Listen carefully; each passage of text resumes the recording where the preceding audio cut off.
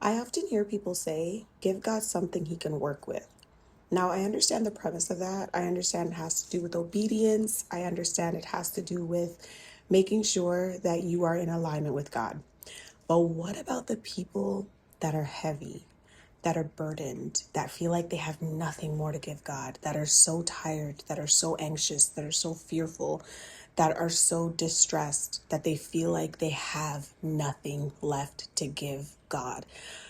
And honestly, I mention that because I used to be there and I know exactly what that feels like. I know exactly what that looks like. I know what it feels to continuously hear, give God something to work with, but you feel like you have absolutely nothing left to give God because you are just distressed. And I often think about when the times that Jesus comes, tells us to come to him. And when we come to him, he's not asking us to give him anything.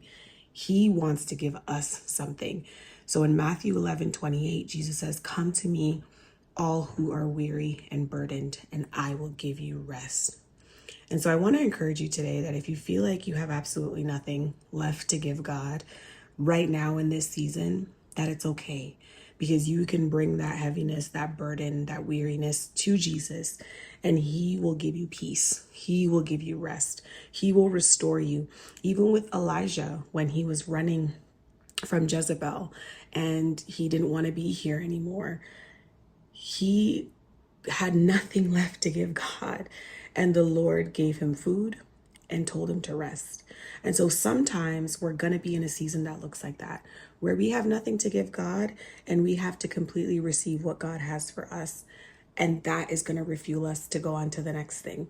So I want to encourage you today that if that is you, take a deep breath and just rest. Rest in the presence of the Lord and ask him to fill you up. I hope you have a beautiful day.